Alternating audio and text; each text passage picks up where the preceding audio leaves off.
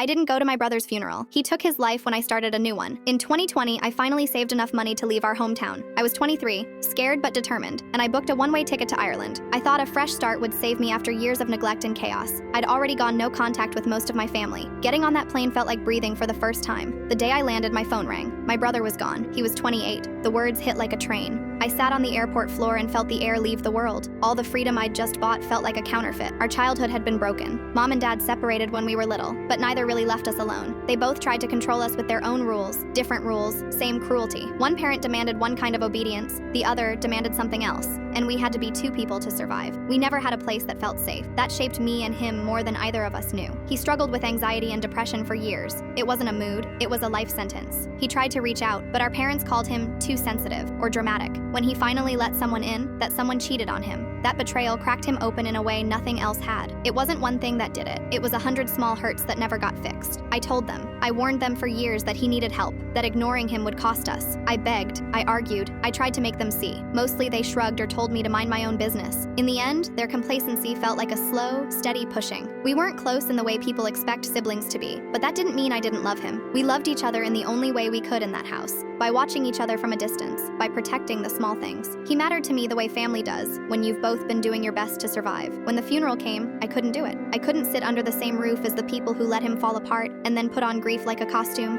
I couldn't pretend to be comforted by the same hands that pushed him away. People called me cold. They demanded appearances and duty, but I couldn't stand there and nod at their tears when their hands were the ones that hurt him most. So I stayed away and grieved alone. It's been 2 years. I live abroad. I work. I laugh some days. But most nights, the guilt sits on my chest so hard I can't breathe. I survived and he didn't. I got out and he stayed. That truth follows me like a shadow. I replay everything I could have done until my head is raw. I told myself leaving was survival. Now it feels like a sentence. Some nights I think the weight of everything will crush me. I wonder if moving away really saved me or if it only delayed the moment when the world finally grinds me down the same way it did him. I want to believe I can carry this and still be whole, but more often I feel frayed, like the stretched thread that will snap. The regret is constant, the loss is constant, and the hopeless part is this: I don't see an end to the heaviness, only the slow knowing that one day the pressure might finish what it started.